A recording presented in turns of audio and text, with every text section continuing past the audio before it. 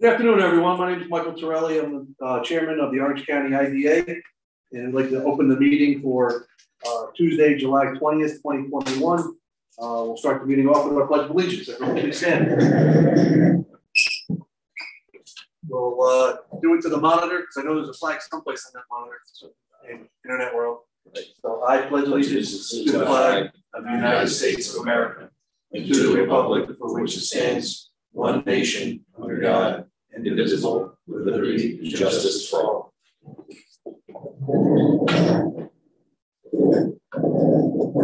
Bill, can you take attendance for the record, please? Sir. Michael Torelli. Present. Leslie Pieri. Present. John Dowdett. Present. Vincent Oda. Present. Paul Ocsc. Present. And Dean Camberry. Present.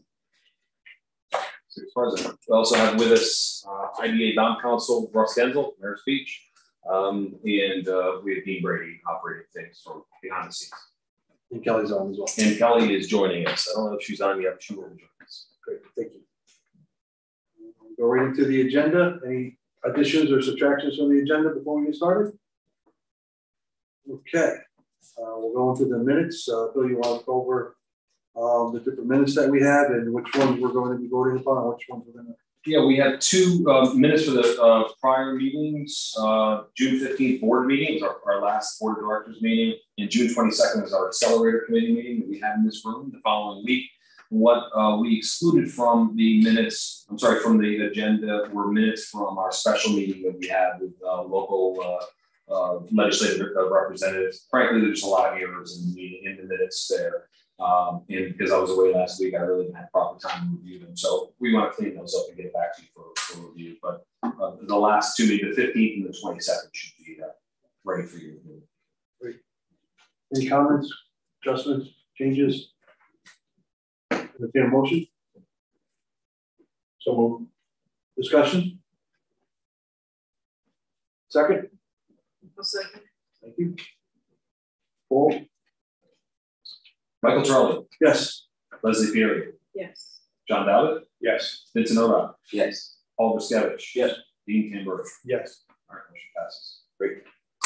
Okay, new and unfinished business. I'll jump into my report, and then we'll ask the county attorney to give us an update on the stuff that he and his team are working on, and then our agent manager, Bill, will ask him for the report, and then we'll jump into some finance. We would normally, on our main agendas, before we get into this, we would talk about maybe some of our projects or if we had a presentation, but at this point, or for this meeting, we do not have one scheduled. So this meeting hopefully will work a little quicker than we had in the past. On the chairman's report, some of the stuff I'll just briefly touch upon. I'm sure Bill will also be touching upon some of it. First and foremost, since we last met, we know that we have our two positions that we're looking for are out and about and out to the general public. One is for our executive director, president, CEO. You know, the titles keep on growing. So that is out there. It's in some major areas or some major publications, as well as through some of our partner agencies, and people know about it. So we're starting to get some of those responses back. With that, we'll ask the volunteers to set up a review committee on our board to start potentially reviewing some of the documentation, and then we'll come up with a list of people that we would potentially interview. I'd like to ask for any volunteers that would like to be on that. Leslie, great. Anyone else? Okay, so what we'll do is on a periodic basis, maybe once a week for the next 2 weeks, some of the information will be emailed to you. You can take a look at it, and then we'll ask for a recommendation to move forward on potential interviews, and we'll all vote on that, seeing how many applicants we have. It really just started, so I wouldn't think that you'd have anything to review probably until mid to end next week. All right, so just so you can plan for your time. Bill, if you want to have staff start preparing packets as they come in for people who are interested in this position, as well as we have another position or a consulting position for legal services. We'll get into that in a minute. But the president CEO one will take that. Is there a deadline for that? those applications? It's more of a running deadline. I think originally, Paul, we talked about maybe having it by August 1st, but I think August 1st, since it's only been out for like a week or so, is a little bit too short. We want to make sure people have more time. So I would say that we would like to be able to have a list for a recommendation by our next meeting and then do some interviews thereafter. So that's going to be the hope. We want to see how. I meant for submitting for. Yeah, no, submitting it's still open. It's open through. There's not a true end date. We also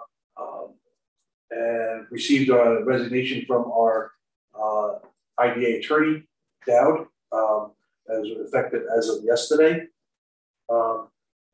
Prior to that, though, we had discussions with him, knowing that he was retiring soon. We put out feelers, and we have an actual solicitation now for general counsel as well. So we'll look at doing that as well. But as they come in, maybe I think they're going to be a little bit less amount of people replying to that, because it's not just an individual has to make a decision. It's an actual entity or a group that would make decisions. So I think we're going to give that a little bit more time. We'll talk about that over the course of time and potentially mimic what we're doing for the CEO position. Maybe have some OS as well as county council if they can opine on that to help us maybe set up reviewing the qualifications and then making sure that they're whoever is going to apply for it has the right qualifications and such to represent the IDA and Ocsc in regards to general counsel. At this point, we'll continue to graciously accept the services of the county on their council and their team that they have in regards to the stuff that we need on a day-to-day basis until we get through this. We've also had a lot of stuff happen since our last meeting. I know that everyone received packets, and if you haven't sent them yet to Dean, please do. The board packet from last month, because that was pretty detailed, especially on the committee side of the meeting that we had the week thereafter in regards to our accelerator program. There was detailed spreadsheets that were shared, and it's really going to be the basis of discussions moving forward. So we're all singing or talking off of the same sheet, that we have that all in front of us, and we understand the different leases that we have, the different subtenants that we have. So if you can provide that to be so that we all have it at the same realm or at the same version of that. And then yesterday there was a economic and education subcommittee meeting. Unfortunately, I could not attend it, but I know Paul stepped in, and thank you so much for stepping in and answering the questions that were out there.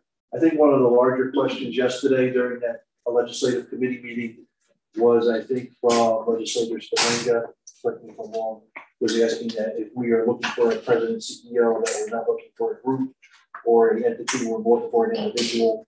Can you answer? Yeah, that's what our solicitation says. It was a different question. I didn't expect to hear that question, but it's something that I guess the legislature is interested in. So with that, for clarification purposes, yes, we're looking for an actual individual, not a group or a managing director or a managing entity that would have different people do different things, like maybe has been done in the past. So that was a qualification. Anything else from yesterday, Paul, that was really highlighted? It was, I mean, I know that tomorrow the legislature is also meeting in committee, and it was talking about using some of their powers to potentially move forward with some additional. Right, we're going to be voting on a resolution to issue subpoenas to the TSEC to get more information as to contracts and other information looking for. That's sort of help this group out and getting information we need from TSEC. And then right after that, at 5 o'clock, we're going to have a special session to vote on that. So, great on the line if that covered it. Yes. Great. On the local front, not too much really been in the news besides Since the guilty pleas have been entered and accepted from the investigation that the DA and the comptroller were doing. Since that point, we talked about it last time, really hasn't been that much in the news. The biggest thing is probably the legislature continuing to move forward, as well as some of our projects potentially looking for assistance and those type of things, but nothing that's really noteworthy to say as part of this report. On the employee front, we still have our 2 employees, one being an agent with Bill, doing a great job, and Kelly doing a phenomenal job. I visited them at the office 2 weeks ago and answered any questions or concerns that they may have in relation to the recent news that came out and such. So hopefully we'll continue. I'll continue to do that on a monthly basis, meeting with them one-on-one.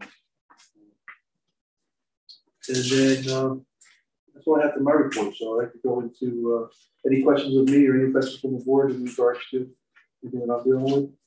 If not, we'll jump right into the county attorney's report.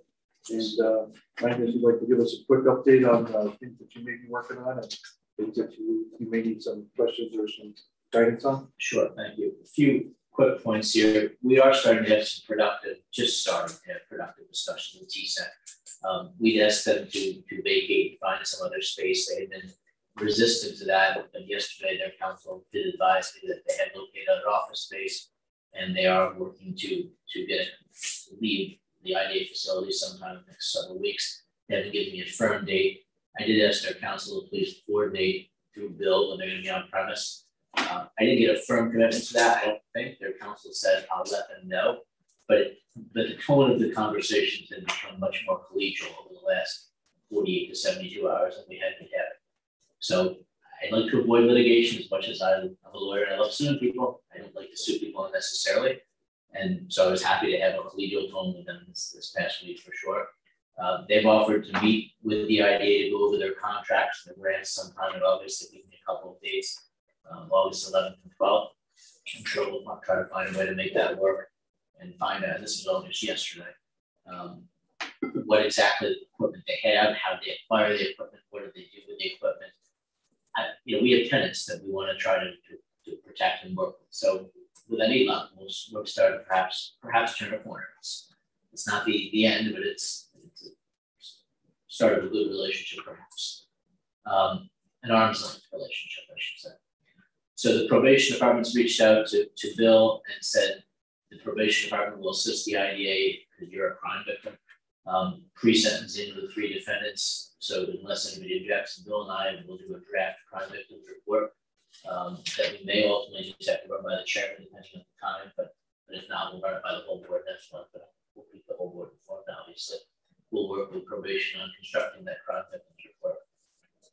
The accelerators on the legal end of it, I honestly, the months have blurred a little bit.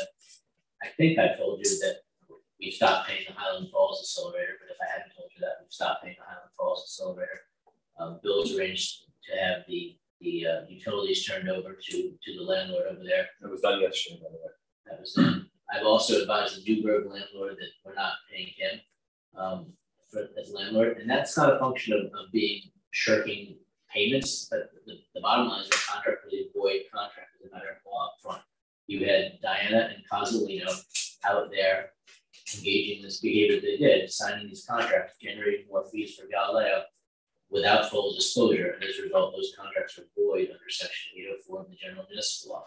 So we did invite the Newburgh accelerator landlord to contact me if they have an attorney, or to contact Bill if they don't have an attorney, and talk about, again, how do we protect the tenants? How do we have a fair, arm's length transaction and make sure that the taxpayers are protected and the full benefits there. Probably doing the same thing. I'm doing this cost by cost, crisis by crisis, probably doing the same thing for the remaining accelerators in the coming weeks. Again, we've got tenants, we want to work with those tenants. We want to preserve whatever jobs are there, we want to preserve. So we'll go there. If I could just add that the conversations with the landlord in Highland Falls and in Newburgh have been amicable as well. I think they've been really, a positive spirit. Even Mr. Minicazzi in Highland Falls is trying to work with us, and In Newburgh, I had a meeting with B4 Holding and Bloomers on Thursday. You gave them the option if they have an attorney, call you. If not, call me. And they contacted me. So in good faith, I think they're looking to sit down and talk about how we can make something work. Let's make Positive response. Lemonade. We're looking at potential litigation. I'm not going to talk about that public session, and I don't really have anything to talk about private session other than we're looking at potential litigation. And we talked to a law firm at NISAC, connected us with NISAC, New York State Association of Counties, connected us with to look at potential claims against the defendants that are making money that the IDA is out. The Crystal Run assignment was made. Donna Medora, who is the lead real estate counsel in my office, did a tremendous amount of work. She's finishing the items with Harris Beach on the work project. There's some insurance certificates outstanding. There's some assignments and documents, but we're getting there on that. We're very close. I've sent to Mike, and he's approved me sending them out to you. I just haven't done it. The draft set of updated bylaws. The old board had a very different set of bylaws than many IDAs, and had different positions in there that no longer exist. So I'll be sending to you, and I just didn't the bylaws that I sent them, Mike. So I'll be getting them out to you fairly soon. That's all I have, unless you have questions. Great. The work project, so that's fairly close. Very close. I mean, it's Donna, who's the real estate attorney in my office, says that we're missing insurance. I'll read it to you because I think we're missing insurance certificates, assignment of contract, executed deed into GTI Warwick Opportunities, lease from GTI Warwick Opportunities to Fiorella and corporate residence for GTI Warwick and Fiorella. These documents will be sent for review. And Harris Beach will hold the documents in escrow pending her approval. So this is all in less than 3 hours. Okay. So it's been a series of back and forth. She's a stickler for details that you want a real estate attorney to make. Right. So what's the timeline, if you had to guess? I'm guessing that's 2 days. Okay. Donna tells me she assumes that the documents that you got Harris Beach, who's done a great job, and you've got Donna Cordes, who represents the company. They're just going back and forth, and she tells me that she thinks the next couple of days. Yeah, this is Russ, if I may just quickly. Donna Langdon, to your credit, she's really stepped up and done a fantastic job. And this is a novel, complex transaction. In fact, I was just emailing with Donna and Dom Cordisco right now. I think we're very close. I think the documents will be finalized hopefully by the end of business tomorrow. And then Langdon, you and your office and I will coordinate it with Mike to get documents signed. I think they want to close as early as next Monday. So we're making very good progress. Thank you. And Langdon, thanks to Donna and your office, for real. It's been very helpful. She's a stickler, as you know. No, that's good. That's good. We don't get contracts at the IDA now anymore. So I just have so the spreadsheet that gives all the different properties and whatever, it's going to include all of the ones you're referring to now, or as they're coming off, it will be on the sheet instead of the spreadsheet, all different properties and. No, what I was referencing was the spreadsheet of properties that we lease for the accelerator program. Yeah. That's the one that we had 2 meetings. No, last meeting. Last committee meeting. Sorry. Yeah, so you don't have that yet, but I still have mine. If you want to take a look at it. Pretty, as I color coded, it's we've asked for a couple amendments to it. Bill, you're gonna have to do that, and then we'll have a revision, put a date on it, and then we'll be all working off of the same stuff at potentially another committee meeting sometime in the future in regards specifically to that. That was part of my TSEC's recent discussion, so I appreciate that. I want to be a negative Nancy on that one, Sam's department. Yeah. And hopefully we can continue. The good news is that they are, in both situations, they are not confrontational. Not anymore. Anything else I should ask? Any questions, comments, concerns from the board in regards to any legal or attorney projects that are being worked on? If you do, I mean, I'm going to stay for this meeting. So if you have any questions, you always ask.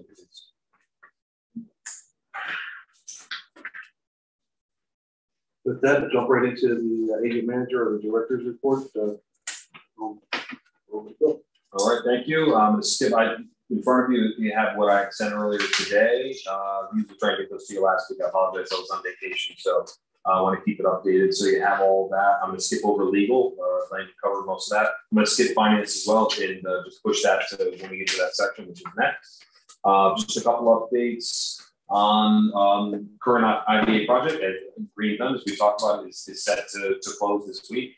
It will result in a fee of $310,000. That's a transaction fee, and another $45,000 that will cover their local labor audit. You may recall that is the policy used to be different. We used to pay for local labor audit, but now the applicant pays for that as well. So they think that to be covered by the work done by local labor audit company.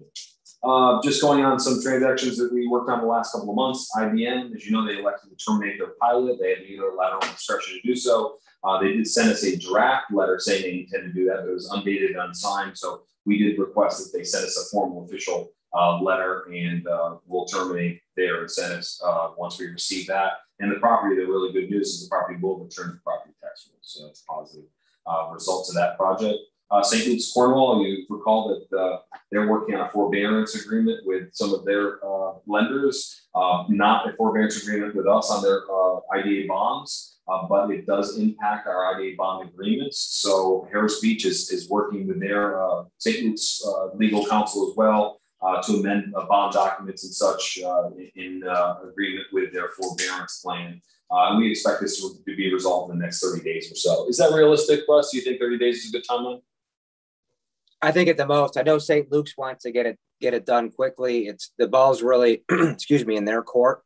So, the board has previously approved this. So once documents are in final form, of course, we'll share them with Langdon's office and then coordinate with you and Mike for execution. But again, as a reminder, this does not in any way, shape, or form impact the IDA or the funding corp.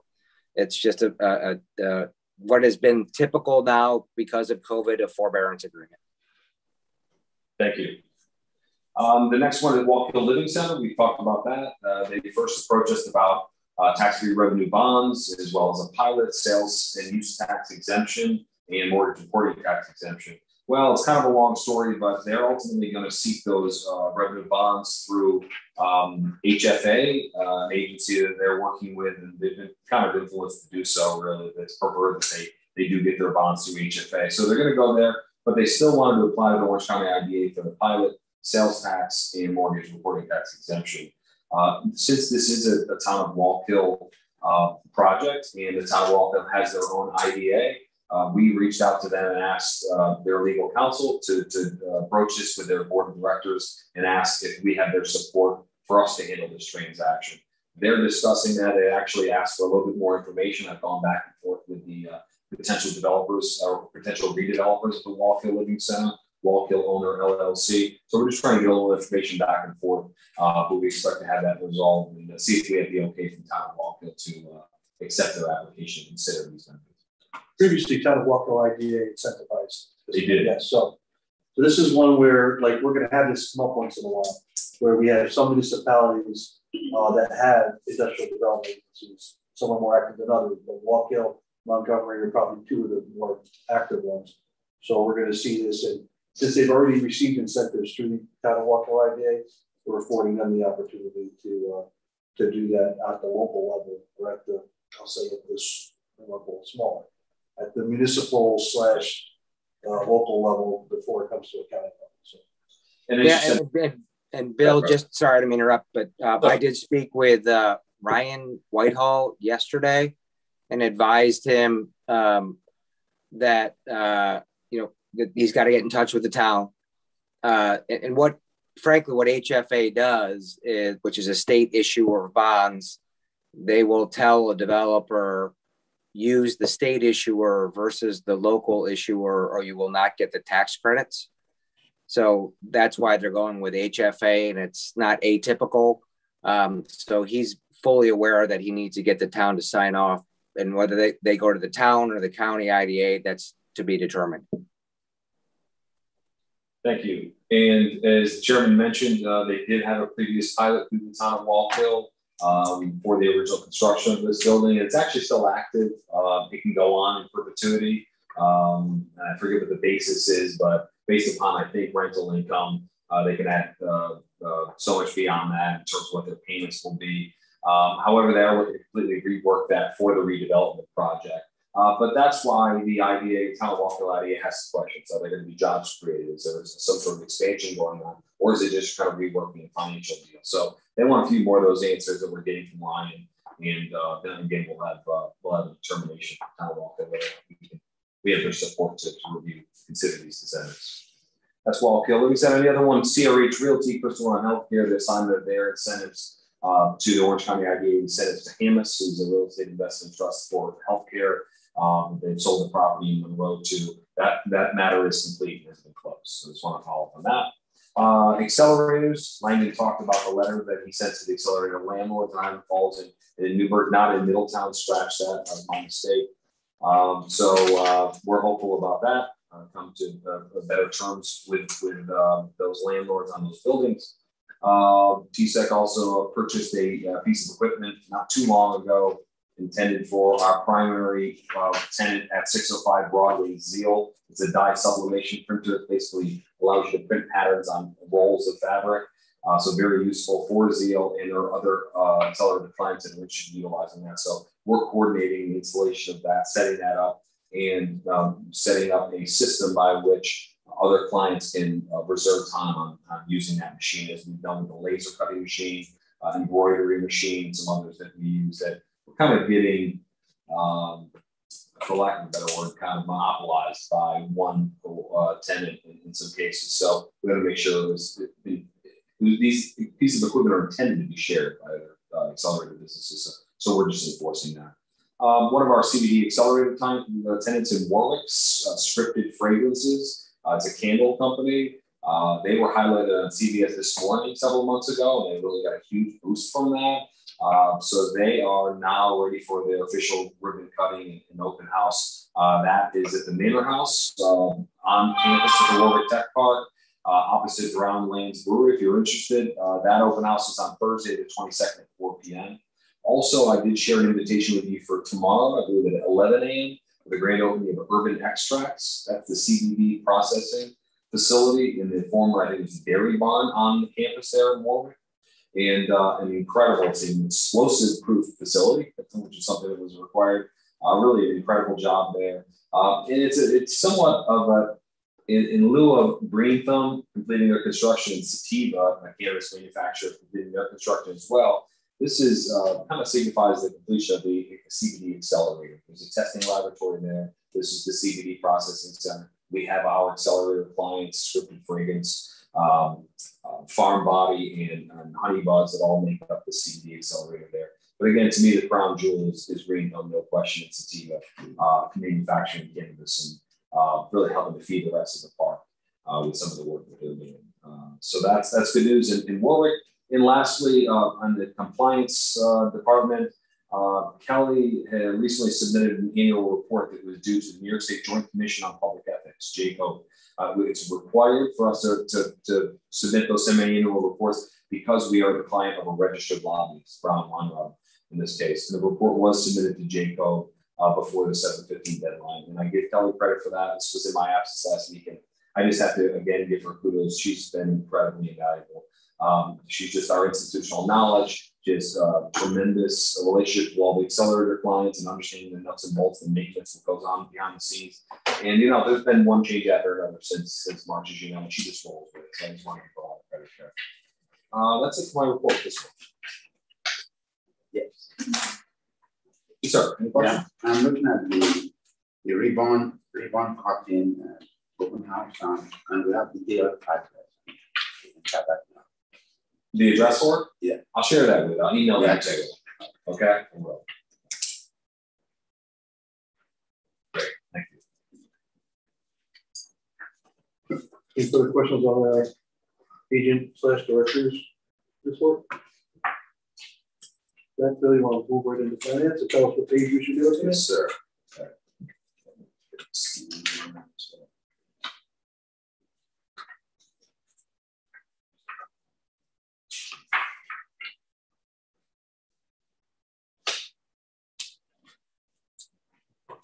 My packet looks like page 44 is where the finances start. Yep.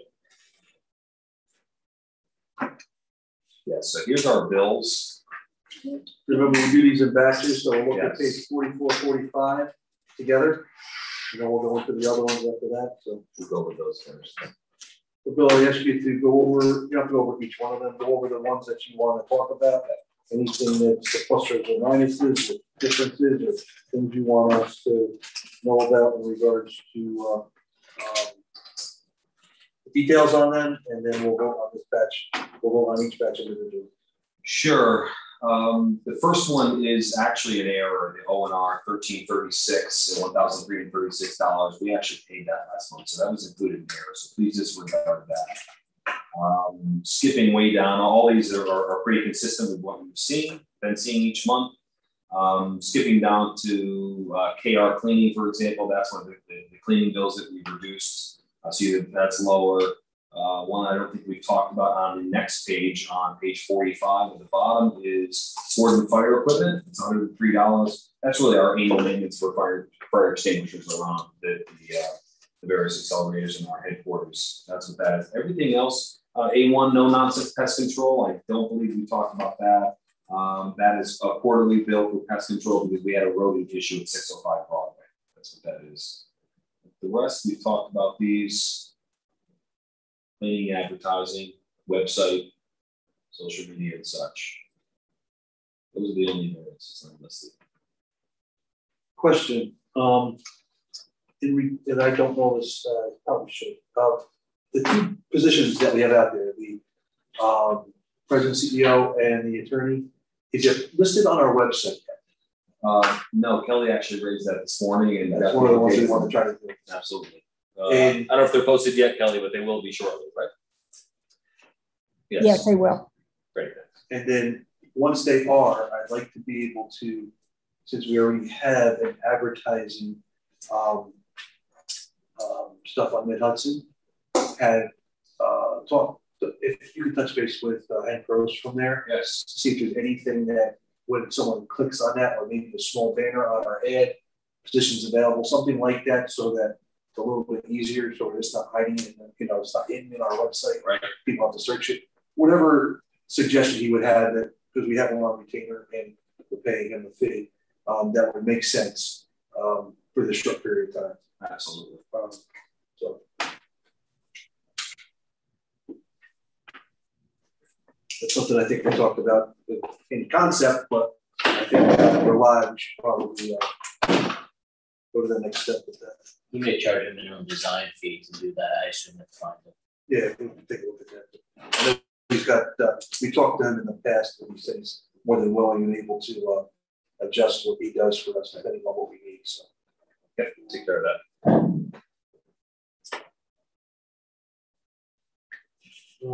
Another thing I'll ask is for you to work with attorneys.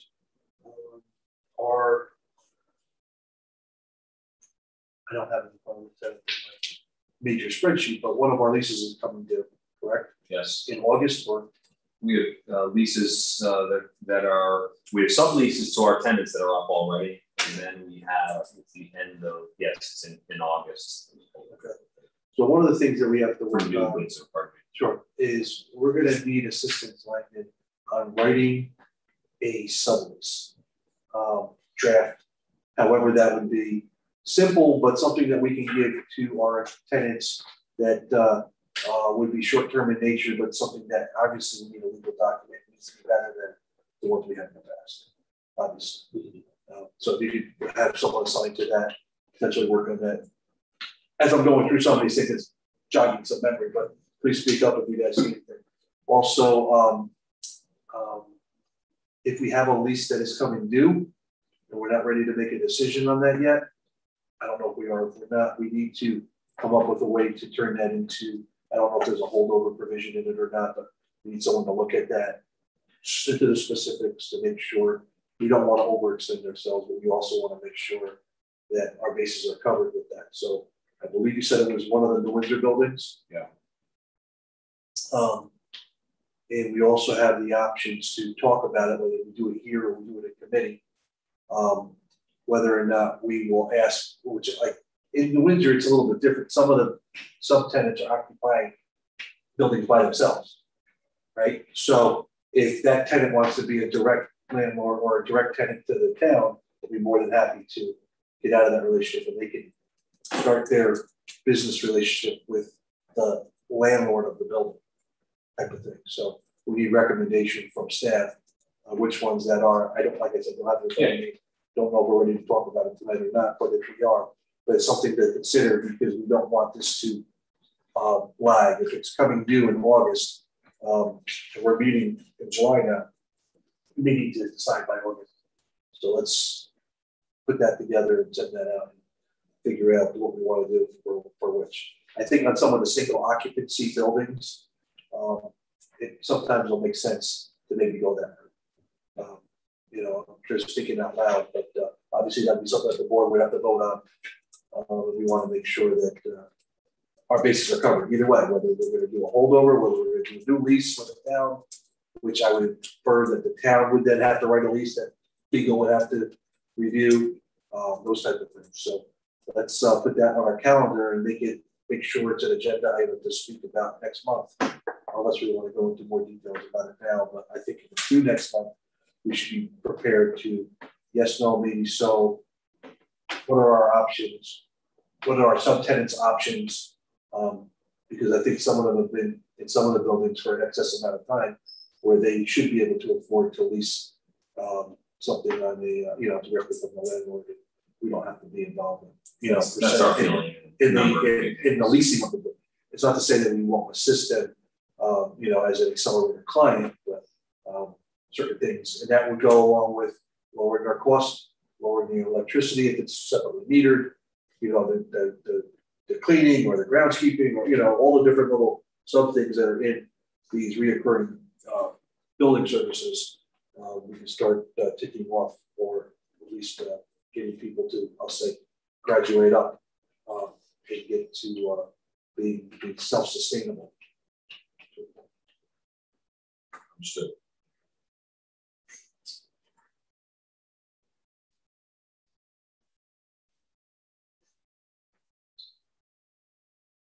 Also, what I did under monthly contracts, can I continue with that second tranche there? Or we have to vote on the first one. So if you have to do this on a quick calculation, if we're going to vote on it, we need to get a new updated grand total for the first batch. So it's going to be that amount minus the first item of 13. And I'm going to be the one that says this. If you can make this in a larger font, it would be a little bit helpful. Okay. 1336 30. Yep. Okay. I think that one has to come out, so that's got to be minused out. Any other questions, concerns, line items in that first batch? Board members, anything that you have questions about, or do we want to hold off on paying? That new total, sir, is $42,792,077 for batch one. 42792.77. Yes. Can I get a motion on that? I'll make a motion. Thank you, Lindsay. Any questions, discussion? Second? Second, Vince? Paul? Charlie? Yes. David? Yes. Gary? Yes. Hoda? Yes. Muskevich? Yes. And Burry? Yes. 6 ayes, motion passes. Great. Next batch, please.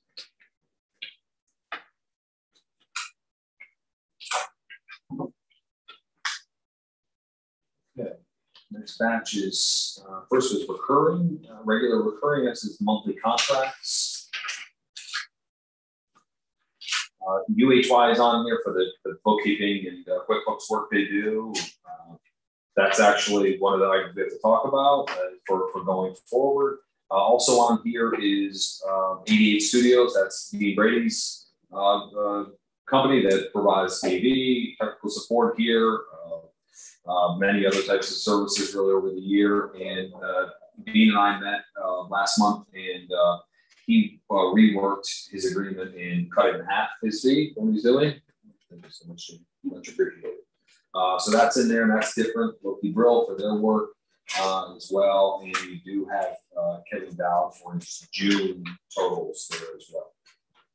Grand total 14,614 and 10 cents or more. We cut off at least 10 cents. The quick question is, you, our attorney, our legal worked out or reviewed the Dow bill, or is it? I'm satisfied with the ones that are on the schedule page there. Okay. Thank you. Brown and Weintraub still on retainer. Previously, we talked about someday we may not need a lobbyist or a service. Do you believe that's still needed at this point? I know we have some questions that we're still trying to figure out in regards to some way, like the proper or the best practices of how you operate an IDA. I know those are still out there, you know, with committees and positions and those type of things. I hate the word needed. They're not needed. Is it helpful to still have them? From my perspective, it's helpful. There will come a day, though, I'd like to think in the relatively near future where I don't feel the need to continue to ask you to have it. I honestly, Chairman, until we finalize everything here, you know, you're going to have these folks sentenced in September. Yeah. Maybe some final cleanup for a month or two after that, and perhaps after that won't be necessary. Low-key grill is based upon, it's not a fixed amount, right? That's based upon visits and correct. And those exactly. Depending on what local labor audits they're doing. And I do have reports of where they're on site, what they're finding. I can share those with anyone wherever you want those. So that was, excuse me, they were working off of like, this is before there was an amount set aside that they would have for certain projects. They would, like, so there was like retainer. You had an estimated amount that they would do for the new project. Right, 45,000. Yes. So we just work off of that. Correct. That's we take that from the applicant, we put it in escrow, and then they draw down from that. And we ask for an additional retainer if is needed if they go. And that's for this one as well. Yes. So we talk about small picture. We talk about these are things that we already have under contract. We've already used. These are not. There's not one on there that we haven't talked about in the past. Small picture, big picture. What's the vision of how are we going to go about utilizing either these services or soliciting competitively for these services in the future? You want to be able to speak about how we want to potentially think about doing that? Yeah. To be quite frank, I've really been looking to essentially stabilize things at both the accelerators and the IDA, and some of it is for example, of us letting the CFO go. We have to come up with a backup plan for that because I don't think you intend to necessarily ever replace that, or at least not do so until you have a permanent director. So we do need to have some stopgap measures, and UHY, for example, we're going to get into that one, but that's one example where I'd like to see us personally in my position. I'd like to see us have an arrangement like that we can have for the next 6 months and to provide that stability. But as we get close to that 6 month period, then we start to get quotes. We go out and solicit quotes from at least 2 other potential vendors, if not 3, to have those comparative quotes. So that's really what we've been looking to do. Just it's 2 of us right now. It's a skeleton crew. Being able to have vendors in place that we count on and we know can do a good job, like what UHY has done for us to this point, it does provide a lot of security and stability. That's really been my approach there. Yeah. But we absolutely intend, we've made it clear since day one that we're going to shop around for anything that we any services we are soliciting, and we definitely intend to do that. We've done it with cleaning and some others, but we want to do it with some of these larger contracts once we get to a point of stability. And I would say good job for you and staff on the renegotiation of the Indian studio. If they're listening, thank you for lowering your cost. I know there's less work that they're doing for us. There it is, but he didn't cut the services in half in order to cut the price in half. So he's really trying to work with us, and I appreciate that. And we're very pleased with the work that he does. So one of the goals I think as a board that we want to do, maybe we'll do it in committee, is to talk about how we want to go about procurement. Right, and at certain levels, what do we want to allow the director position to be able to approve? Which ones do we want to come to the full board to approve? Whether it's based on length of term, whether it's based on amounts, we want it to be competitive. Since we're the Orange County Industrial Development Agency, we'd like to see it as local as we can. Obviously, I mean that's also a key point. So these are all things that we can think about, and maybe in one of our next committee meetings, we can come up with almost a policy, a procurement policy, or with staff should follow. If it's an emergency and it's less than $1,000, you can use the corporate credit card and letting us know type of thing. Where if it's a service that's going to be reoccurring, you should bring bids, you know, it might even get to the point where we have to interview people or interview folks to see how we may have to get counsel involved, you know, those type of things. But we can think about that, maybe within the next 2 months, we'll schedule a committee meeting on that. And like I talked about before, at this point, we're going to keep committee meetings where everyone can attend. It's not, and they're going to be open to the public. It'll be just something that we talk about. But that's something to think about, and probably earlier than later. We don't want to wait till December to do that if we're going to solicit stuff in January. We want to probably do that by the end of September at the latest. So it gives staff and council time to write stuff up, but more important to get it out on the street so that we can get the proper responses back. Everyone agree? So it's something, I don't know if we'll fall, I don't know what committee that will fall under, Bill, but pick a committee and we'll talk about it there. Whether it's audit, whether it's finance, whether it's governance, whether it's, you know, it's not accelerator. We know it's not that committee, but that'll be something that we want to do pretty quickly. Any questions on these specifics of dispatch? With that, I'll entertain a motion. Okay, we get a second. Okay. Charlie. Yes. David. Yes. Thierry. Yes. Oda. Yes. Ocsc. Yes. Tim Murray. Yes. 6 ayes. Motion passes. Last batch? Is that the last? Yeah. No, that was batch number 2. That's batch number 2. Next batch. Basically all others.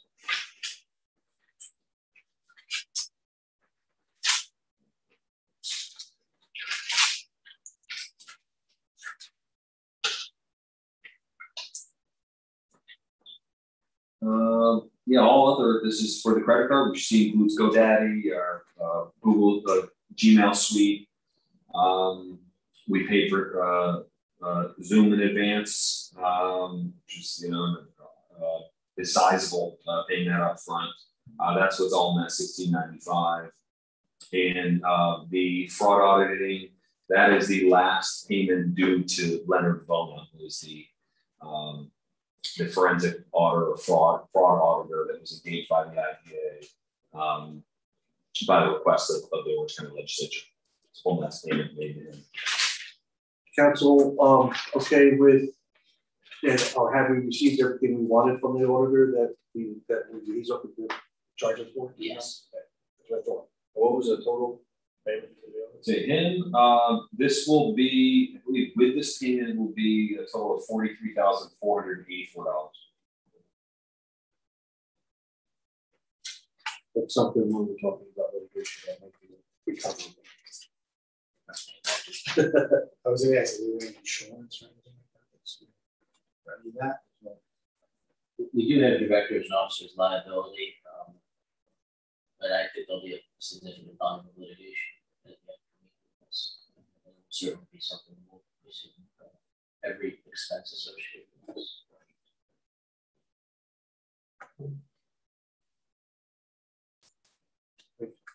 Any questions on this? Only those items. Entertain a motion? I'll make a motion. Thank you, Lindsay. Second? A second. Thank you, Paul. Call the roll, Bill? Charlie. Yes. David. Yes. Thierry. Yes. Oda. Yes. Ocsc. Yes. Tim Murray. Yes. 6 ayes. Thank you. If I can just add, because we're down a signer in-house, we need your signatures this evening if you don't mind. It's going to cost you. Small stack. Put it on my bill. It's going to cost you.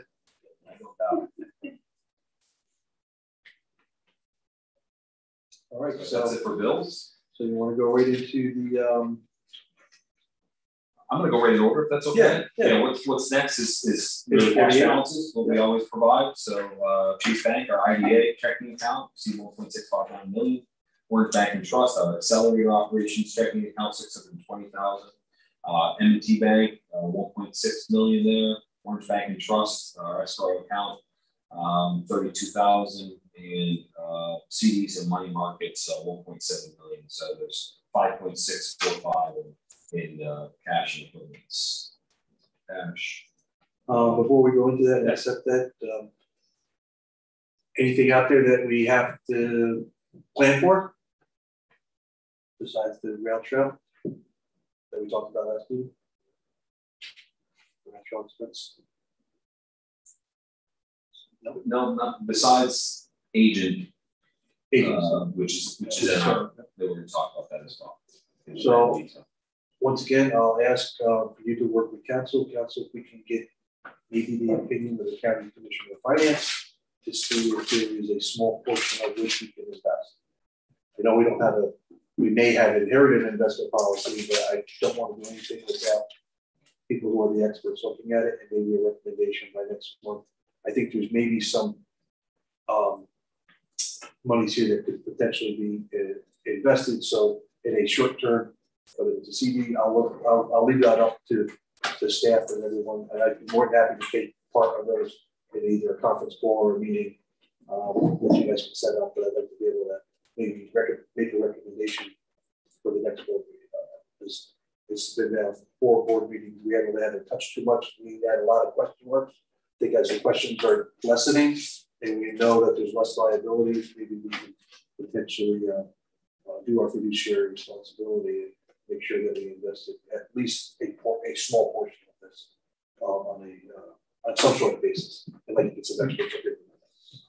Did sweep accounts anything like that for checking when you have that? Some folks have some interest bearing sweep accounts. Not familiar with those. Yes, I would speak to the financial institution you're working with. Okay. They have sweep accounts. And also, the different rates of interest do we shop from banks to bank, because sometimes it fluctuates. Some banks, like credit union, have favorable interest. Yeah, I think historically they've shopped around in that regard, mostly on CDs and looking at rates for that, not so much on, I think, you know, interest on checking accounts or things like that. But it's not something that we've done in the last 4 months. But we need to. Sweep accounts, that was it? Yes. Okay.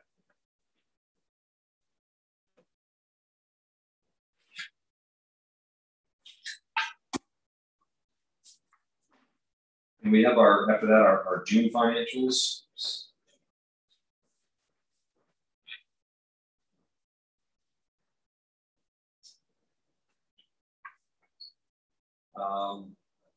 For the idea, what else do we have here? And then in our reports, of course, there's an accelerator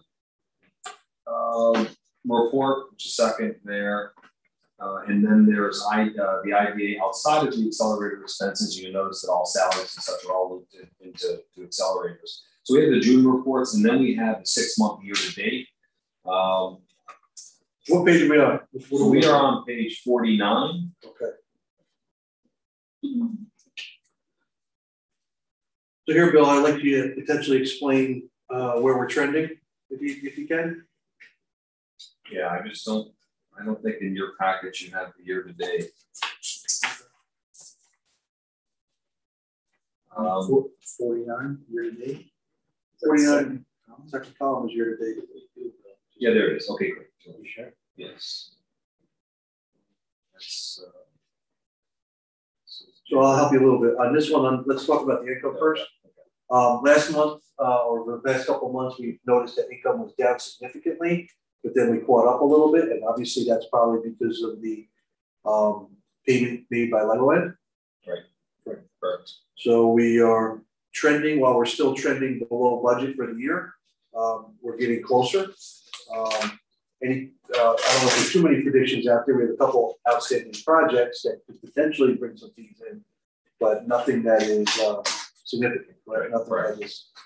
We have some stuff teeing up for next year, I think, that's going to be potentially significant. But at this point, we're going to be very close, if not under, in our income on our closing fees.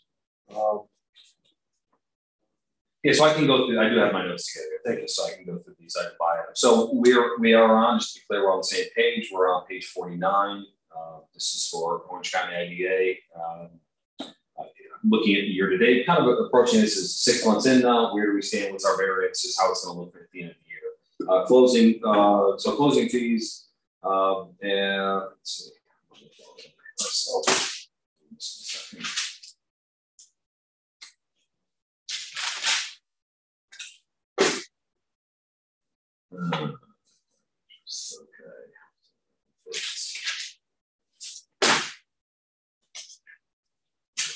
You got a lot of notes there. A lot of notes. There's a lot. Take your time.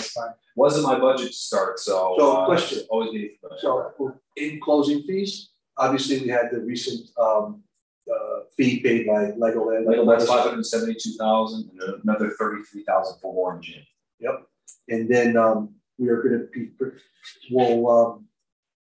remaining stuff that happens with the sale of the Goshen property, of the Warwick property. There is monies that are owed to the IDA at that point of sale. Does that go into closing fees, or is that going into another line item? At the end of at the point of sale, there's 175 plus or minus 1,000. Yeah, that's right, Mike. So the actual land transfer will be the last piece of property that is sold, and there'll be approximately $175,000 paid to the IDA from the town. And then when we actually close on the IDA straight lease transaction with Green Thumb, the IDA administrative fee will be, I think, $310,000, Bill, if I have it correctly. And then the $45,000 escrow for the labor monitoring. And as far as how that's accounted for, I can't speak to that. But so yeah, those monies, hopefully, knock on wood, will be coming in. Right. And then the other piece tied to Warwick, and again, to a degree, we're feeling in the dark here, trying to put the pieces back together on our own. But is there recovery? Yeah, what's the sixth line down there is recovery. You see budget for $2 million. That's what we expect back from Warwick. And that's not at the point of sale. That'll be once they receive the grant from New York State. Right. So there's kind of three different things going on. Okay, with the GTI and stuff. So everyone understands it. Please, guys, correct me if I'm wrong. We have the shovel ready program that we afforded to them. At the point of closing, they're going to pay some of it back. They're going to pay the remainder of that back. We have our regular transaction, our IDA sale and leaseback transaction, and we're going to get a feedback from that. So it kind of like we are in bed with them, then we're not in bed with them, then we're back in bed with them again. But this time will be with GTI. And then the third one is the remainder of the stuff with the purchase of the property and the other stuff, which is the grant that we have to wait for them to get reimbursed from the state in order to receive the money back. So kind of, this is probably the only time we'll probably see that in the very near future. 3 different types of transactions, all almost on the same piece of property or in the same area, per se. So it's a little bit different, but it's showing that income is drastically less than budget. That's something we have to be and account for, and we have to plan for. It's also exclusive of the news that happened last month, where some of this stuff will be coming back to us. So eventually, I think we're going to have to get an opinion, probably, on where do we start accounting for that, because that's a line item that we didn't have 2 months ago. The restitution. And, yeah. So whether it's called restitution, whether it's called recoverable, I don't know what the proper term of it is. Where does it go, and how do we properly account for it? But that's something that we should add to next month's, I'll say, draft financials, is to show that, because we, at a certain point in time, it's either going to get paid or it's not, and it's going to be recoverable or it's not, or there's going to be additional stuff that has to happen besides anything else that we do that seeks additional restitution. So this is the stuff that's already been agreed upon through a plea agreement. It should be accounted for someplace, right? Just so that we have a better snapshot, whether, at a certain point in time. It's a simple question. Do we ask UHY, when they list that under recovered? I think at this point, they're our consultant. So I think that's our only means of asking that, right, Bill? I think that UHY would have to help us with that. I was just asking that question. Yeah. Okay. All right, let's get into some of the expenses. Okay, so, and just sticking with income, just pass through legal fees. You see the $2,500 used year to date. Our application fee is $5,000. We keep half. Harris Beach gets the other half. So there's a pass through there that goes to Harris Beach. Recovered we talked about would be the Warwick grant, the state grant, New York State grant for the Warwick prison site. They did remit to the state for payment probably 2 months ago now. And if it goes like it did in the past, it takes about 5 or 6 months for New York State to reimburse. So we're hoping by the end of the year that Warwick has that and we receive that payment. Let's see. So administrative costs. So as follows. So the auditors, that amount, you see 73,000 so far. That includes JGS for the 2020 annual audit. It includes Harris Beach for some audit support. Harris reporting, a couple things they did there. That doesn't include Leonard Vona in there. Again, 43,000 and change. And Low-Key Brill, that's on Legoland. I'm sorry, that's because it's Low-Key Brill for Legoland, and again, the policy was different where we paid for the cost of local labor at that point. Now we pass it on to the applicant. So that's a total of 73,000. Again, there's another Vona payment that you just authorized, $2,475. So we're guesstimating we'll end the year at about $75,000, so almost $13,000 over budget. Mostly due to volume and some of these additional services. That's audited. Insurance, $12,784 year to date. It's for D&O, general liability and such. We paid for the year already. In December, it looks like. So there was a journal entry made for $12,784. That's to correct that. And we should be on budget for that.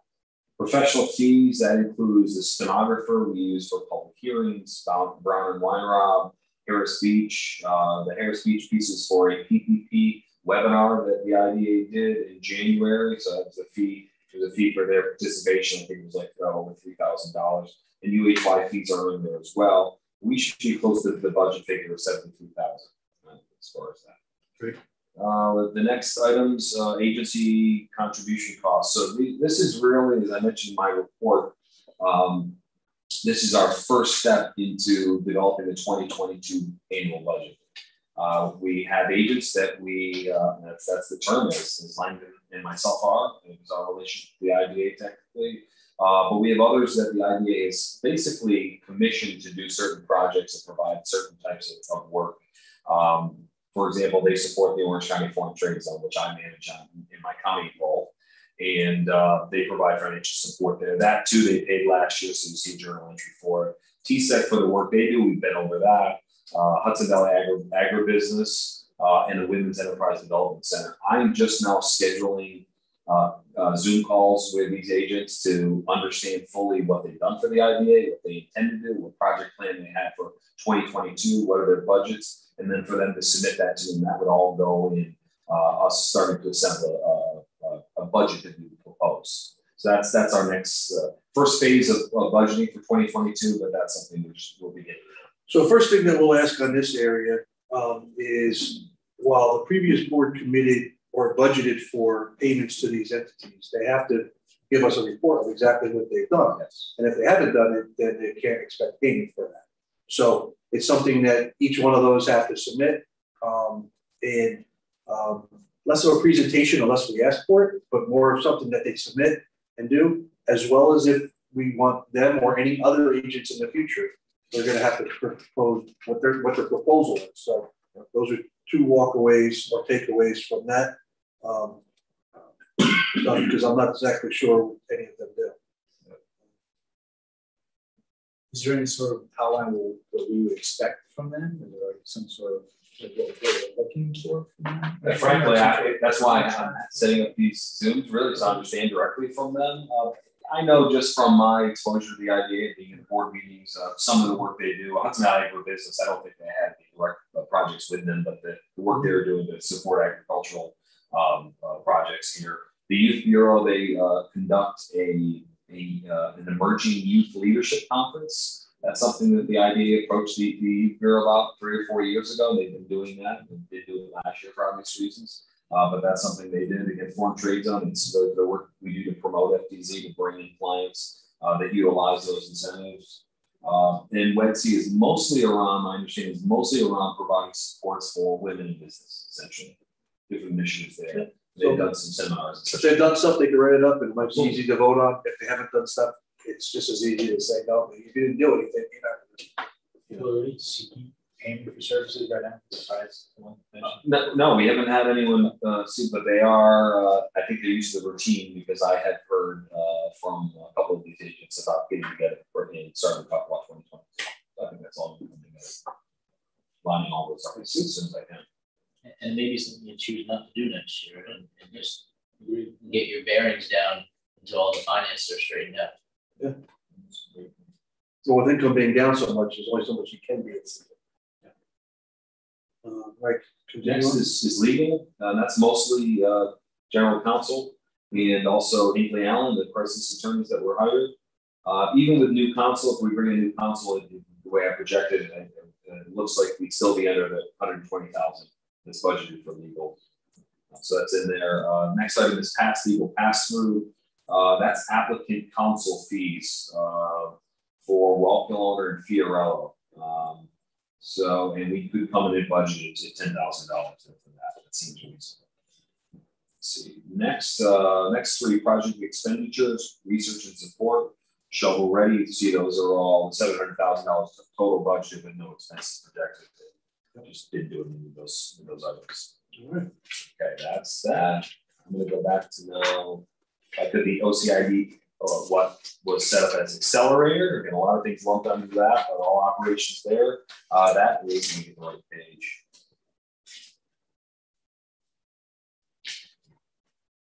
Page 50 on our packet. Yes, sir, page 50.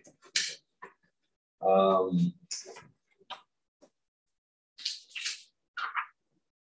right, client rent. So that's a combination of we have some tenants in arrears and we have some empty spaces in the Middletown Accelerator. So we're down 56,000 there. And we have a couple of tenants that are in arrears in a total of over $25,000. So we've been working with them, trying to get them current. And again, there are some spaces that we just don't have filled in Middletown. There are plenty of empty spaces there, been that way for months. So we expect that will be down as a result. One thing I'll ask, and hope the board will support, anything that's over 90 days, I'd like to have a write-up on. Anyone who is over 90 days past due, and then we'll make determinations based upon looking at that, the circumstances, the sub-tenant agreements, what are the remedies for that, and what are our options. So 90 days, that's industry norm. So if you have that ready for us for next month. So anything in between that, if you need to speak in between that, we can go over that. But I think 90 days, anybody that's over 90 days is something that has to be looked at.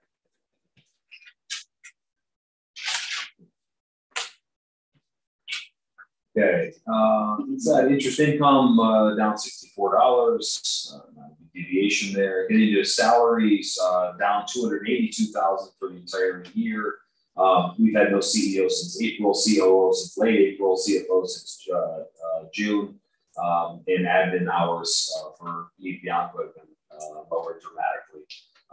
So we expect to be, way under there. Obviously, that's budget for the year, $444,000. We spent 162 today, and you're getting a great rate for myself and Langdon, so it's not more fun. Actually, it's more actually. But it has both the. What you get paid? Exactly. It's like you all get paid. Well, do we think that? You all should. Okay, so that's salaries, payroll tax, the same story there. Management expense, well done, because you saved about $769,000 for 2021. We're cutting out Galileo, down 387 at the moment. AWOW is the same story. That's 382,000. So combining those two for 769. Special initiatives. This I really am still struggling to understand exactly how it was used. Frankly, it seems like it was a bit of a slush fund for unexpected expenses, of down $115K over the whole year. Let's see what the capital date.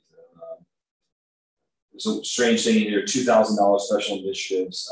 It looks like that is we thought we should have paid Stockade Works, workforce development project. I think we thought that we paid them last year and ended up paying it this year. So there's an accounting kind of snafu there. That's what the $2,000 is. But also what was paid out of this, we found, was Orange County Citizens Foundation, now Vision Hudson Valley, and Stockade Strategies, which was a strategy consultant that was hired for accelerated work. Building expenses, insurance is as budgeted, paid up through 12/15. That's in there. Insurance, rent. So you said they paid Stockade Strategies? Yes. Yes, that was another close contact of managing director. That was run by a board member of TSEC. Surprised. So rent, again, this is our expense. Our rent expense, we're on track for the 21 budget, minus the fact that we're not going to be paying rent on Highland Falls. We've been doing so since April was our last payment to Highland Falls.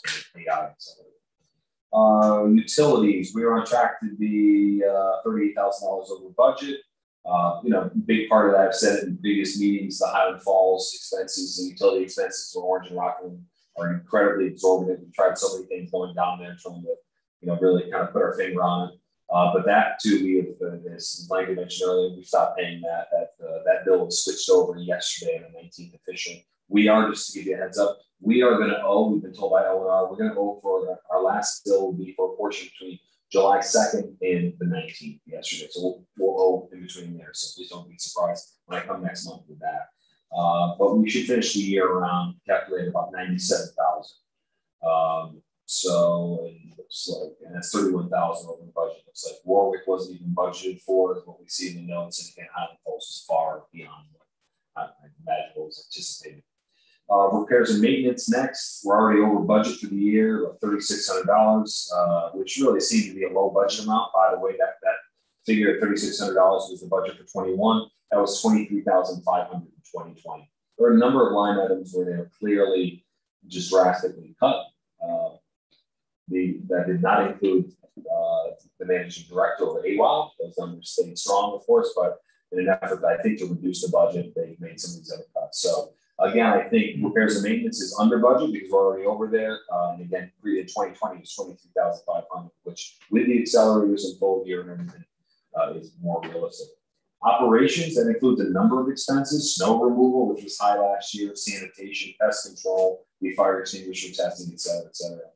Snow removal we do at 334 Avenue of the Americas in Windsor and on Broadway. We're already over 9,000 for the year. That also was under budgeted. The way we look at it, last year was $17,220. And this year's budget $8,400. Renovations, it's down $100,000. We believe when we can tell it was intended for Highland Falls or 605 Broadway. Our deal at 605 Broadway, we had pledged to put in $300,000 in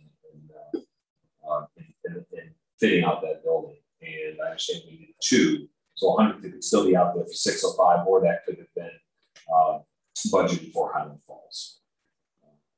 And that's $100,000 budget. We haven't done anything there. Equipment maintenance, let's see, under $1,000. That's for servicing the sewing machines, laser cutter, things like that. We're under there, right? A lot of that was handled in house when Galileo was here, because Bill Cox, who was valued by accelerator clients, he come and fix a lot of things on his own. Low. IT, that's really the IT services, fiber, coax cable we have providing internet service to our sites. 43,000 under for the year. Looks to be more than $25,000 under budget by year end. We made some cuts there as well. Next, marketing, PR, website membership. That includes our membership for various agencies like New York State EDC, J-Code, who I mentioned before. It's advertising with Hudson News. As far as Zoom fee for the year, which again is a big lump sum. We're already over $2,000 over the whole year. Also grossly under budgeted. So this budget was $59,000 for the year. Last year, 2020, the budget was $135,000. So I just think it's another area where let's slash these, but you didn't see the operations fall in line with that, but there are changes made to live within those budgets. We're cutting these expenses you saw this month, but I estimate we'll still likely exceed $90,000 for the year. So you're looking at about $30,000 or more over budget. That's what we're seeing there. The next one is office cleaning, down to $55,000 over the whole year. We've made cuts to those services, including COVID cleansing that was going on in Middletown, such that we pulled back on. We should finish the year approximately $40,000 over budget on that. Under budget on that. Next, office supplies and postage. All these have been cut. We expect about $12,000 for the year, so that's about $9,000 under budget. That includes, some of the cuts includes us telling accelerator clients that they need to purchase a lot of their own supplies in that regard. We provide toilet paper, cleaning supplies, everything. We've asked them to take over those expenses, so that's going to help us grow. Next is travel, lodging, and meals. We've been spending on that. Of course, COVID's a factor, but everything else is going on really more so. That could include, for example, a New York State EDC conference. They usually have a conference on the end of the year. That's something that I know if I was here, I'd want to go to that. I think one of the directors should. I think New York State EDC is valuable to this agency, something we should continue. So about $2,000. So it probably should still be about $6,000 under budget when we get through that. Training and education, it's a little bit mysterious to me. There's been no money spent there yet. I understand we did some training, for example, for the Fashion Accelerator, some seamstress training, things like that. We would pay to have those done. So we could do accelerator client trainings and for the rest of this year, but otherwise we still should be about $33,000 to $5,000 under budget. Next is professional fees. This is also an item that's under OCFC. We're down $28,000 over the whole year. This is UHY, some fees in there, paid trainings, hair speech. We have some payments in there for review of our. The note says a review of our lease of service, which lease they review. That may be questionable. So then we estimated at the end here, let's see, that estimated about $21,000 this line item for all of 21, which would be about $14,000 under budget for that one.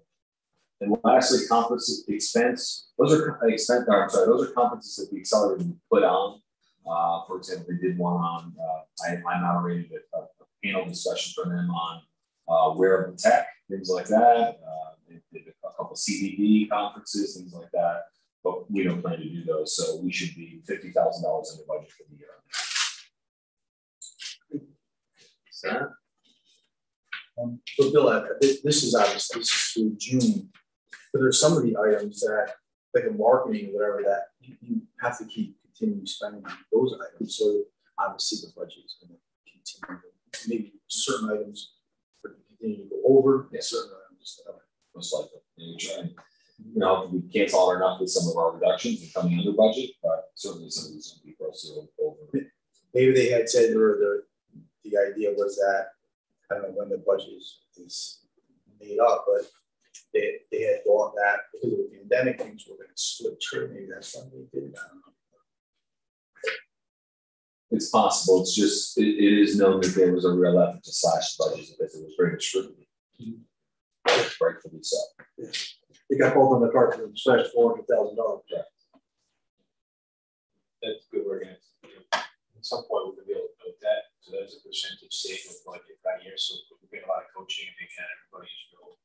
We're very happy with the way things done. That's a very, very high percentage of savings with a lot of work that was done. So we're not going to pat each other on the back, but that's a big deal. And it should be noted when we do this at the end of the term, right? Plus the money that might potentially be retrieved. So I think it's a fairly notable expense and a fairly notable amount.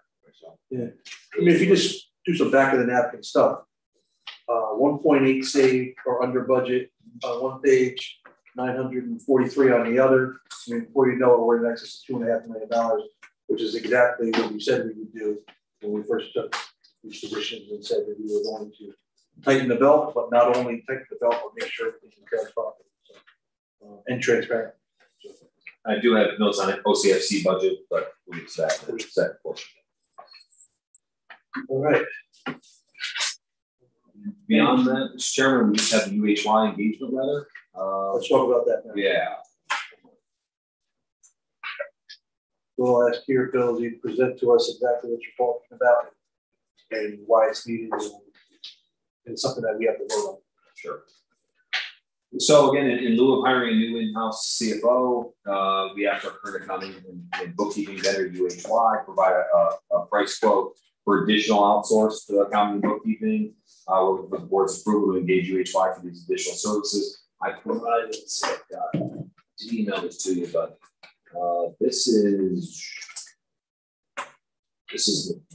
the one we're looking for your review and approval of.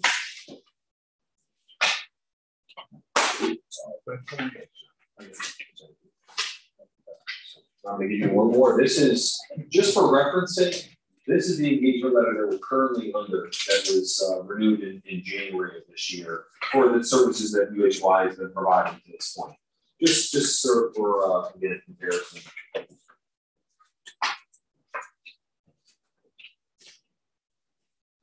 Yeah.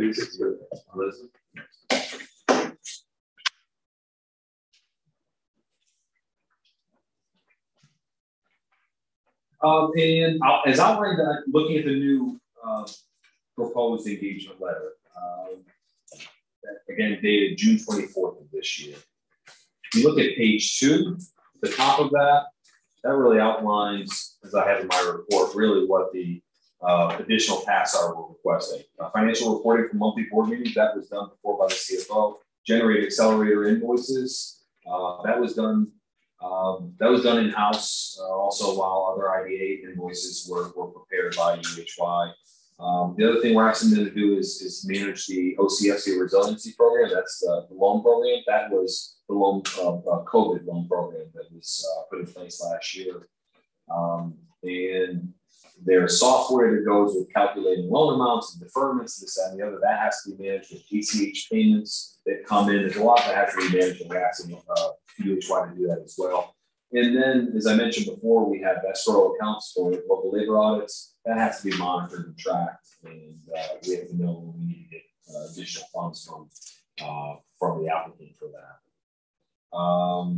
Yeah, beyond these duties, Kelly and I have assumed other responsibilities that were handled by the CFO before, managing the bank accounts, payroll, submitting payroll, preparing payroll, submitting payroll. And again, I have to give Kelly a lot of credit. She's just really adept on the flying and well with that. But we are looking for UHY, and at the bottom of page 2, you see the costs. What we're paying now, what would be additional. There's some setup costs, manual costs, and then a setup cost for Bill.com, online bill pay. And then as we need other consulting and such, they provide their hourly rates for that. Again, I'm asking that we bring them on to provide these, and we keep this in place for the next 6 months, and in that time we start to prepare to get other quotes. I think this way we can have a system that we can work with, and we can keep things going, get things paid, we provide the type of reporting you're used to, and then again when we have some stability there, then let's get some other quotes and see if we want to consider another amendment.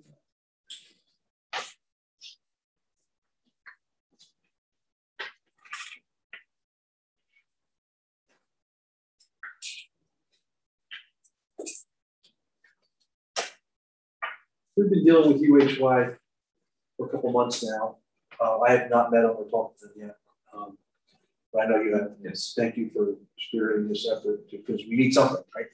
Our requirements at an IDA level tend to focus a lot on financials and on financing and on bills, and it gets more complicated when certain IDAs like this one went into like a loan program and a shovel ready program, stuff that's abnormal, I'll say. These things are all above and beyond what a regular IDA does. Well, at this point, I think we have an option in front of us. It's not something that's budgeted for, but we have saved some money over the last couple of months. It's a short-term solution to a long-term problem or a long-term issue. While I don't think we're ready to make a determination if we're going to either be required to or we want to have a full-time CFO, or if this amount of work warrants that, I think it's something to investigate more thoroughly. We do need help. We need help, and staff needs help in order to do so. Since they are an existing tenant, sorry, an existing consultant, they were procured a certain way. I don't know how they were procured. This is the part that troubles me. Is that they were procured by other people, either other board or the CFO at the time. It's not to say good or bad about either one of those groups, but procurement is always something that's going to be an issue with us. And this is something that we have to be able to understand, accept, and move forward with a vision on how we want to do things. In a perfect world, we'd have a procurement policy already, like we talked about a couple minutes ago. And we would say, okay, Bill, go out and solicit, from a group of qualified companies that can do this. But we're not at that point. So we have a decision to make. Do we expand the scope of services for an existing consultant who I'm unaware of has any conflicts and I'm unaware of we have any issues with?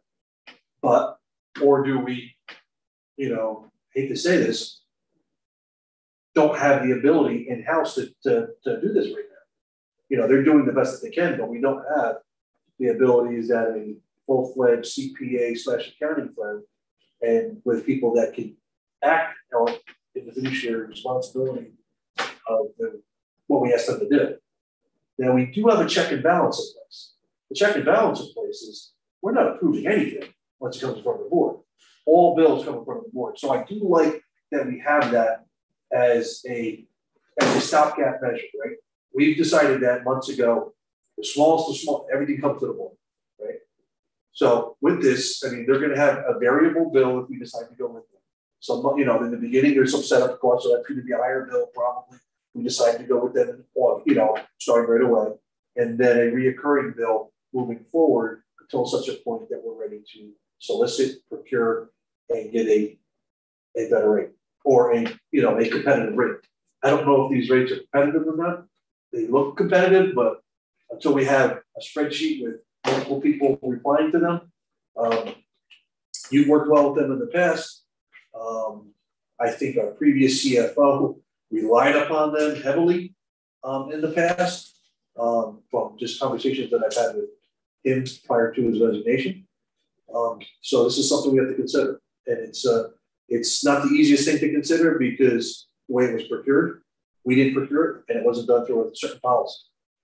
But I think we're back into a decision. We're going to be back to a decision without any other option. Discussion, anyone?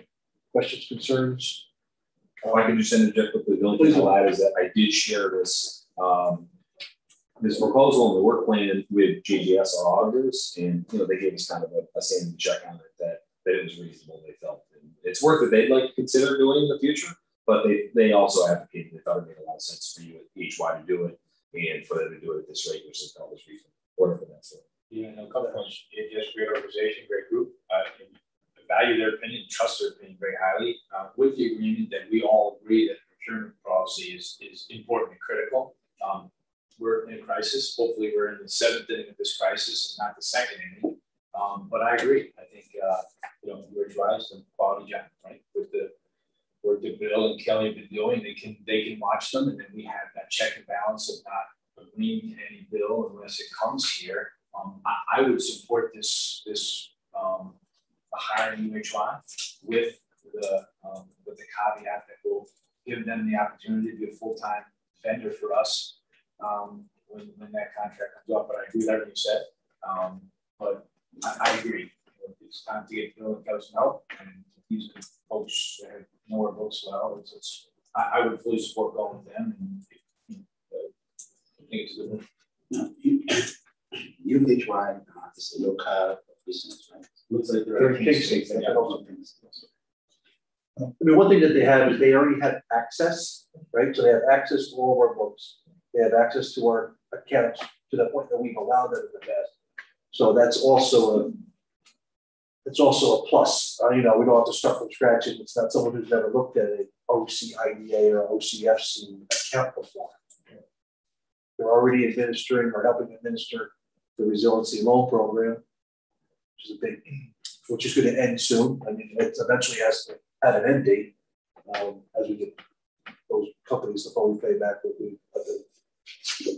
I mean, I would agree to continue with them. So the first one was a year contract, or is this, in other words, so some of these yearly things have been paid yet, or they're not ready that we're into them? Yeah, so we already have UHY as a consulting accounting firm, and they do certain stuff for us, and that was approved by the previous board. And we have to pay what's on page 2 with itemized there. The January 7th one is what we already have there. The June 24th one is what still is asking us to. So it's a 6 month, and I was like in January, some of those annual payments that we already made some of those to them, so we're paid up for the year. Is that what's an annual on? So I think you can work on the income statement, balance sheet, right? So we paid UHY. Right? Yeah, I'm cool about it. Yeah, up to date. So the way I understand it, we have had these guys on the books January, so the agent for services rendered. The question now would be, keep these guys under this new agreement, under the oversight of Kelly Bill and the entity here, and then what we can do is we can reevaluate in January whether these guys are our guys. I'm saying even prior to that, we'll have a procurement policy, and we may even go out to bid in the fourth quarter. At kind of these market rates, we think JGS looked at and says, hey, they're not crazy, right? Yeah. No, I agree with continuing. I just want to make maybe we paid them, we didn't pay them past where they are at this point. Some of them say annual payments on it. We didn't pay them past. So it was like, no, I don't think there's been any prepayment up until December 31st. So we decided to say no to them. Okay. There's nothing that we paid them that we have. It's kind of month to month. What do they have for like insurance for different things? Like if they make an errors, I mean, are they CPAs? Are they, I don't just curious. And they were used prior to 2020 as well.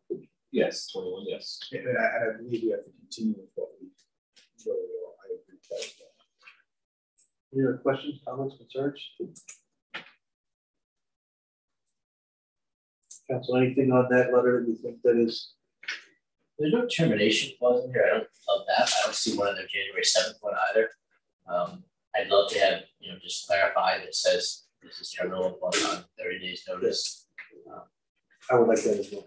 My only ask is if you're going to authorize the chairman to sign it, that you sign it along with any subject to any changes negotiated by council. And honestly, I'm going to have my chief procurement counsel look at this, and she'll have some complex suggestions. I'm sure we'll try to get the real basic ones, like a termination. Yeah, I'd like to see a termination. That would be on anything.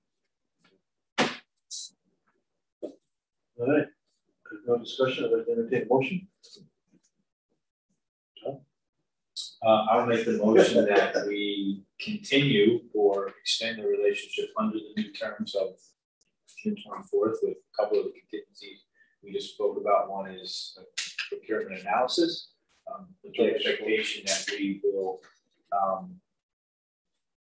revisit at December 31st unless there's calls early, right? So I make that motion. Great. Any discussion on that? Second, I would say. Just for clarification, this is contingent upon the additions that Elaine just talked about. Yeah, so it would be contingent upon termination clause, review of procurement council, and giving the authorization to, I guess, to me, the chairman, to execute it once that's satisfied. Okay. There's a motion. We got a second. Call roll. Okay, 12. Yes. Charlie. Yes. Theory. Yes. Oda. Yes. Savage. Yes. Timber. Yes. Captain 6 ayes. Motion passes. Thank you.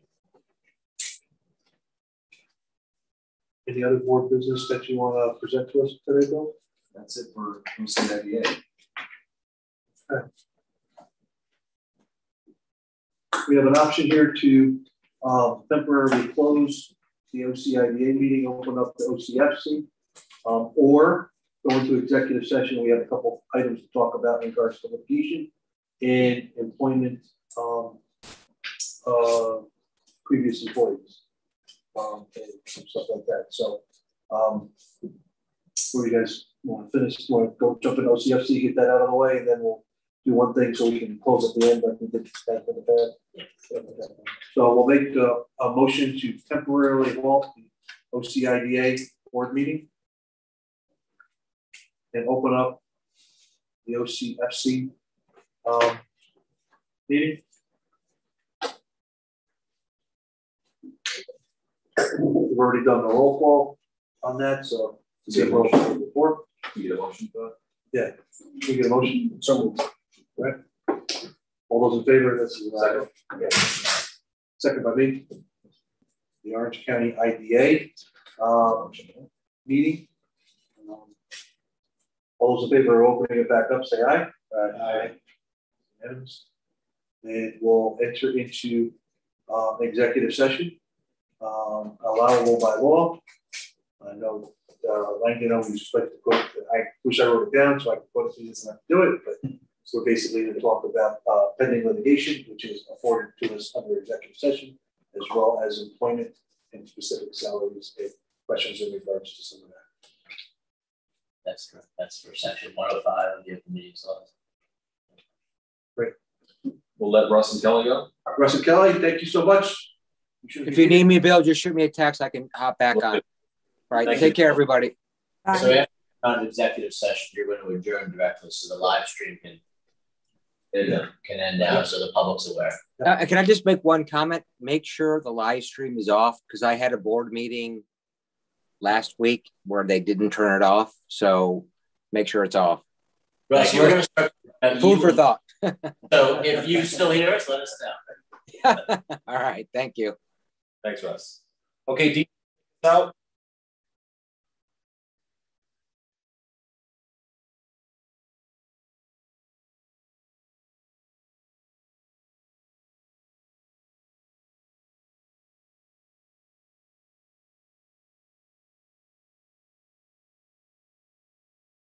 Welcome back to the Orange County IDA meeting on Tuesday, July 20th. At this point in time, we've come out of executive session and we're making a motion to adjourn. All those in favor? Aye. Meeting's adjourned. Thank you. Have a good night. Thank you. Thank you.